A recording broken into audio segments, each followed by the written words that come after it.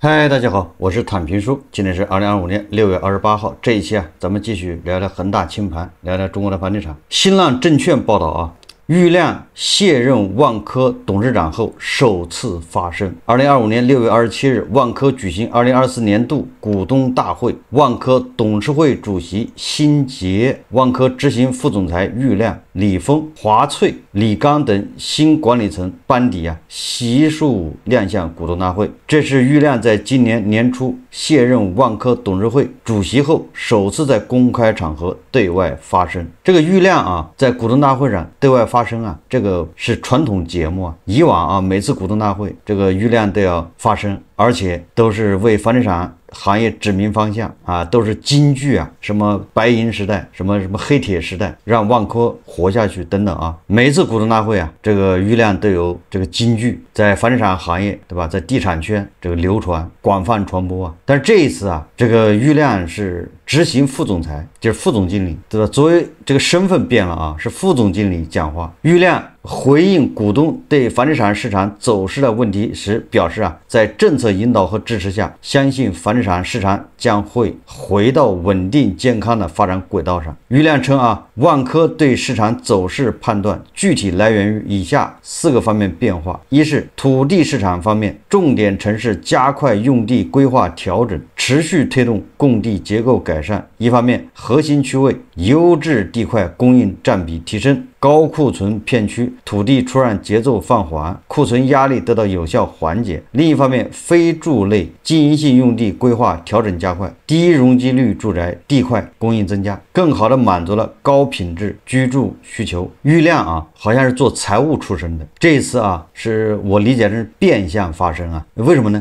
股东大会大家都知道，万科开股东大会发声的应该是董事长，这第一大股东。一般的是董事长说话实在不行董事长不说，那就是总经理说，就是执行总裁。总裁如果也不愿意说话的话，那一般的就是这个叫首席财务官或者叫财务总监，因为他要回答这个投资者的一些问题。一般的就是3个，实在不行还有一个董秘也可以回答问题，一般的都是这个情况。是副总裁发声的话，这个反正不寻常所以我个人推测这个郁亮这个时候发声和那个万科的王石发朋友圈有异曲同工之妙什么异曲同工呢？也就是说第一个，对吧，郁亮已经很长时间没有露面了，那外界有各种各样的猜测，他这一露面一说话，这个实际上就给外界传递一个信号，我还好着呢，有这个意思要不然大家老猜测这家伙去哪儿了，是不是，对吧，跟许老板作伴去了，蹬缝纫机去了，所以他这一说话至少说明我现在还是好的，这第一个第二个，就像王石一样，这个时候说话实际上是为自己辩解，自我辩解，对吧？抓住一切机会，这个像极了许老板在恒大暴雷以后对吧？他的这个自我表白，对吧？说他对社会做了多大的贡献，创造什么税收是多少，对吧？给银行交了多少利息，解决了多少人就业，发了多少工资，大家应该都还有印象某种程度上是一种自白书，是一种自我辩解。所以从这个角度看的话，那就说明这个王石、郁亮他们或多或少都感受到了来自某方面的压力，感觉有一张网是吧，在不停的收缩收网。退休已经10几年的王石居然还要出来再为万科贡献力量，但当然是他单方面的他自愿，对吧？一个副总裁、副总经理在股东大会上说话，这个都是反常现象。这个财新网他有篇报道说的就是1线城市的写字楼的租金。我在前几天节目也介绍了，财新网说1线城市甲级写字楼租金继续下行，北京有望率先于2025年底企稳。他是这么说的，他说过去几年各地甲级写字楼供大于求的现象愈演愈烈，1线城市租金持续下跌。市场机构戴德梁行发布于6月26日的数据显示，北上广深甲级写字楼在2025年第2季度租金分别为221.9元每平米每月、212.6元每平米每月、123.5元每平米每月和160元每平米每月，分别比2024年末下降9.3%、4.5%、6%和5.3%，也就是一线城市啊，甲级写字楼都在下降。这租金啊，在2020年以前，一线城市大力发展总部经济，对甲级写字楼的需求极其旺盛。随着越来越多的甲级写字楼拔地而起，市场逐步从供不应求走向平衡。此后，新冠疫情冲击，宏观经济增速放缓，市场需求减少，前期已经规划好的写字楼仍在源源不断入市，形成供大于求的局面。咱们简单的说啊，写字楼这个租金下降，写字楼的空置率上升，实际上就反映了就业不景气。如果写字楼空置率下降，对吧？写字楼是这个非常难租，供不应求。你想一想，这甲级写字楼里面都坐满了人，那什么感觉啊？那得解决多少人就业啊？对吧？那能提供多少工作岗位啊？那现在不是啊，写字楼是空置率越来越高，租金越来越低，就足以说明问题啊。这个还是那个中量联行说的啊，2025年上半年广州写字楼空置率上升至23.8%，就是广州的写字楼空置率也是在上升的。就业不好，大家没钱，那楼市怎么稳呢？不敢去买房啊。2025年第二季度，北上广深甲级写字楼空置率分别是16.9%、23.6%、19.8%和27.8%。这个按照这个业界啊公认的这个数字啊，就是20%的空置率被视为这个城市啊写字楼是否过剩的一个警戒线，就空置率在20%。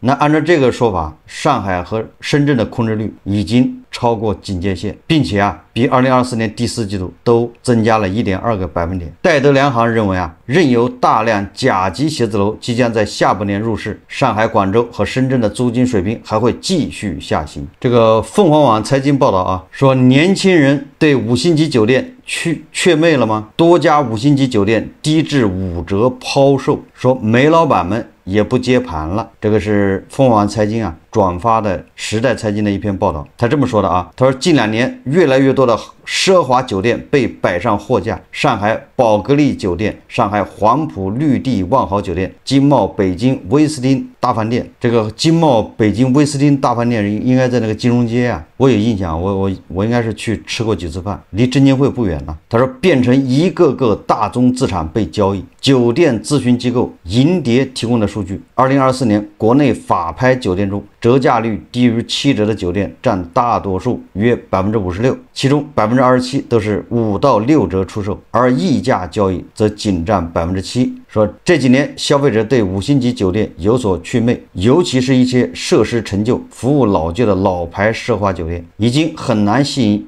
年轻消费者。以华南酒店投资人认为啊，国内以全季、雅朵为代表的中端酒店正有效冲击过去酒店市场格局。据文旅部披露数据，近10年来，中国经营5星级酒店数量巅峰在2019年，当年在经营的5星级酒店822家。据时代财经此前统计，这一数字不断下降。2020年至2022年，国内5星级酒店数量为820家、799家、783家、772家，截至2024年3季度，仅有736家，较巅峰之时减少80家。这个时代财经认为啊，这个5星级酒店5折卖不掉，煤老板现在已经不出手了。以前煤老板喜欢买酒店5星级的自家的酒店，就像那个王思聪一样，对吧？自家有万达酒店。但是时代财经认为啊，是年轻人对5星级酒店祛魅。我觉得这个结论呢，就非常的这个值得商榷。这跟年轻人有什么关系啊？对吧？以往5星级酒店火，豪华酒店火，那跟年轻人也没关系。就年轻人从来不是什么5星级酒店、奢华酒店的主要消费群体，所以这些媒体啊，喜欢把什么都往年轻人身上扯，这个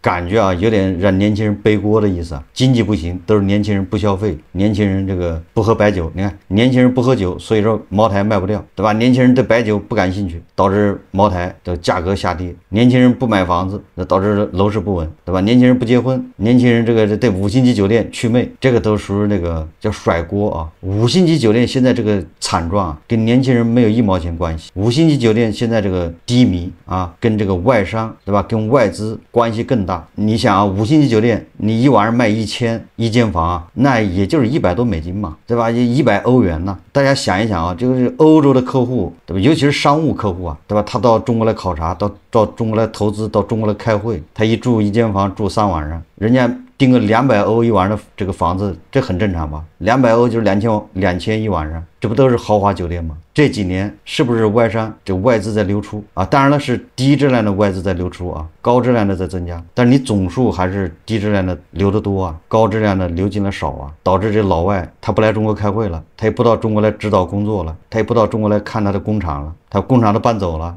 你靠旅游对吧？靠年轻人消费，年轻人也几个能消费一晚上2000的，对吧？年轻人都靠爹妈的退休金活着，对吧？你就这么消费，胡锡进老师也扛不住啊，对吧？一晚上2000啊，所以说啊，这些媒体就是在那乱分析啊，豪华酒店啊，5星级酒店现在越来越低迷，实际上就是反映外资外商在流出，这个头部客户对吧？这种外商在流出的时候，那你这个整个的豪华酒店这个行业就内卷，就大家就要争下面那些国内的那些有钱人，国内的有钱人毕竟少啊，而且他们对吧？由于种种原因啊，也不敢住这种太豪华的、太奢侈的。你比如说吧，这个金融行业、证券行业、基金行业，本来他们也是豪华酒店的这个目标群体啊，对吧？他们出差都是住5星级酒店，现在呢，对吧？他们就不能超过300一晚上，而且如果是两个男的的订1间房，你还不能订2间房，2女的那也得订1间房。这过去都不是啊，都是一个人订1间，而且都是至少都是800或者1000，都是这个标准。所以你看啊，这些5星级酒店它就开始卷了，那卷就打价格战，各种这种优惠活动，所以这5星级饭店它就越来越赔钱，不赚钱。所以你看啊，现在这个一些经济型酒店突然火起来了，什么全季啊，什么雅朵啊，对吧？这种它在北京啊，它标准间也只卖个300-400，对吧？如果在偏一点的地方还200多，那在2线城市、3线城市那更便宜。这种经济型连锁酒店成主流，这个是国内的旅游对吧？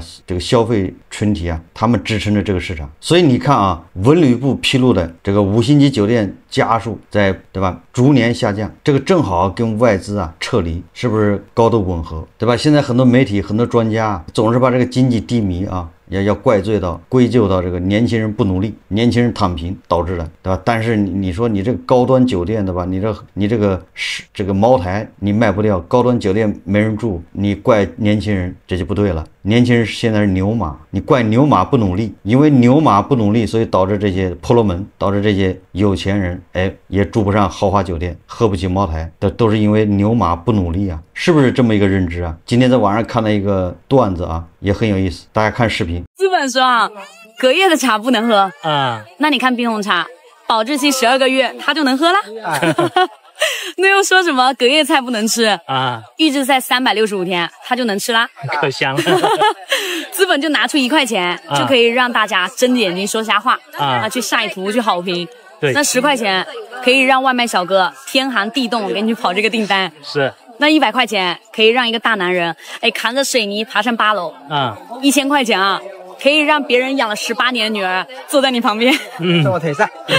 那1万块钱呢，就可以让一个研究生啊给你打1个月工啊，10万块钱可以随便结束你所谓的真爱，这个就是钱的重要性啊。对，你要是20岁知道，那你这一辈子过得不会差。要是30岁知道啊，那你一定是看到了人性。要是40岁才知道，太完蛋了。你这辈子没什么希望了啊！我是18年出的社会嘛，做了8年的金融业务，从穷到富的全过程，我可以很直白告诉你哈，你听到所有赚钱的机会呢，大概率你才是那个被别人赚钱的工具啊！这可能没有人会信哈，没有人会听。就你看那些日入过万的演员，直播间9块9，喊着什么喊破喉咙啦，上链接是不是？对，自己有博物馆大师呢。直播间还去卖什么19块9的地摊货啊？还有什么一个手镯就过亿的香港富太太，直播7、8个小时，她都不嫌累的。你没有发现什么问题吗？我跟你讲啊，当富人盯上穷人那口袋里3瓜2枣的时候啊，你那最后一点积蓄啊，保不住了，可能都保不住了。更何况呢，我们一出生就在一个池塘里面，父母劳作一辈子，留下这100万啊，天天有吃有喝有玩的，妥妥的什么？财富半自由，对，是吧？对，现在来了个叫房地产的啊，一套房子300万的，首付之后呢，还倒欠银行100万啊。你从100万这个中产呢，直接变成了负债200万穷人啊，还嘚瑟说我有一套房，我有一套300万的房啊。你知道为什么会这样子吗？啊，因为一出社会哈，我们就知道这个东西叫钱，那个东西叫豪宅，这个东西叫别墅，那个东西叫美女。你看宾利500万吧，对，鼓楼小区10万块钱一平吧？你认为拥有这些东西哈就是成功，没有这些东西你就失败？不是啊。就我跟你讲，你因为这个变得欲望十足、信心十足，成天幻想着什么天上掉下个500万就能过上富人的生活。而那些资本啊也是这么想的啊，他希望你这么想的。然后他就设置出这些什么不同的陷阱给你跳。能跳过去的十不存一，反而倒下的比比皆是。是。所以真正能改变你命运的哈，是在你熟知的行业里面深耕5年，建立自己的认知、资源体系，好好等待这个机会来临。而不是说去相信啊那个神话故事，是吧？对。这女的说的似乎也有道理啊。她这里面有一句话啊，我记忆比较深刻，而且深以为然。哪句话呢？大概的意思就是，所有啊教你赚钱的，恐怕你都是他赚钱对象。所以有很多人啊，他动不动像在哪儿就学一学，我怎么赚钱，我看看谁的节目，我看谁什么投资，我就能赚到钱。甚至还有人说，我看谁买什么股票，谁给我个信息，我就能赚到钱。老有这样不切实际的想法。就我一直说啊，如果说谁有100%赚钱的这个能力啊，这谁投资100%能赚到钱，那他不可能跑这耽误时间呢，对吧？他回去加杠杆就完了，他很快就会超过巴菲特啊！而且他一旦有这种能力的话，那他的马上的传男不传女，他们这个家族啊，世世代代这恐怕传承几千年啊！你说怎么可能有？所有什么教你赚钱，让你买个课，对吧？这样那样的，都是为了骗你的钱。很多人为什么上当受骗？很多人为什么对骗子趋之若鹜？就是这种不正确的思想，这种贪欲，这种也不劳而获，甚至这种想占便宜的这种心态，最后啊都跳进了别人挖好的坑里面。最后我们再看一看啊，这个第一财经日报报道，16省份2024年平均工资公布，收入前3行业各省不相同。根据国家统计局发布的数据啊，2024年全国城镇非私营单位就业人员年平均工资124110元，比上年增加3412元，名义增长2.8%，按可比口径增长2.6%。这个比 GDP 涨得要慢啊，咱们 GDP 是5点几啊，那就相当于这个咱们收入在下降。你要以 GDP 为参考啊，全国私营城镇单位就业人员年平均工资69476元，比上年增加1136元，名义增长1.7%，按可比口径增长4%。可比口径啊，是指扣除物价和第5次全国经济普查后单位覆盖范围变化的影响。通过第5次全国经济普查，更多的小微企业新纳入劳动工资统计范畴，统计覆盖面更为全面。这里的工资啊，指的是全部劳动报酬，既包括就业人员从单位实际领取的工资、奖金、津贴等，还包括单位从个人工资中代扣代缴的个人所得税、社会保险基金以及住房公积金。目前已有多省份公布2024年城镇单位就业人员平均工资数据。它这个解释什么意思啊？我理解的就是单位替你代缴的、扣取的这个个人所得税，还有这个住房公积金、社保基金，这个也算是你的收入了。但是这个钱你是拿不到的啊，这个钱在大头那儿，但是算在你头上。第一财经记者统计啊，目前已有16个省份公布了2022年应该是2024年啊，它这个城镇单位就业人员平均工资相关数据。在工资统计调查中的非私营法人单位，包括国有单位、集体单位、联营经济、股份制经济、外商投资经济、港澳台投资经济等单位，整体上非私营单位的平均工资大幅高于私营单位的平均工资。这个16个已经公布的啊，居然最高的是天津啊！天津的城镇非私营单位是142437元，原来天津人最有钱呐，难以理解啊。排第2的是浙江137239元，排第3的是广东135395元。看着天津是包子有肉啊，不在褶子上，表面上看好像不怎么出众。天津的这些什么非私营单位收入还是挺高的。我们看这个城镇私营单位啊，私营单位最高的是广东啊，广东是80976元，排第2的是江苏78114元，排第3的是浙江77230元。这个倒是符合这个咱们大家的认知啊，就是这个地方民营经济啊比较发达，对吧？城镇私营单位的这个工资啊相对高一点。这个非私营单位更多的是国企啊，什么事业单位啊、集体企业啊，当然也包括上市公司啊，上市公司也算，还有外商投资的。从行业来看啊，浙江、广东非私营单位19个行业中，就业人员平均工资位居第一的行业是信息传输、软件和信息技术服务业。其中浙江的城镇非私营单位中，信息传输、软件和信息技术服务就业人员平均工资超过30万元大关，达到301889元，在各大行业中稳居第一。那相对来说这个信息传输、软件还有信息技术服务，这个就是高薪行业在这个行业里面，工资待遇都要好一些好，这期节目咱们就聊到这里，感谢大家收看。如果喜欢我的节目，欢迎订阅、转发，也可以在下方留言评论，谢谢大家。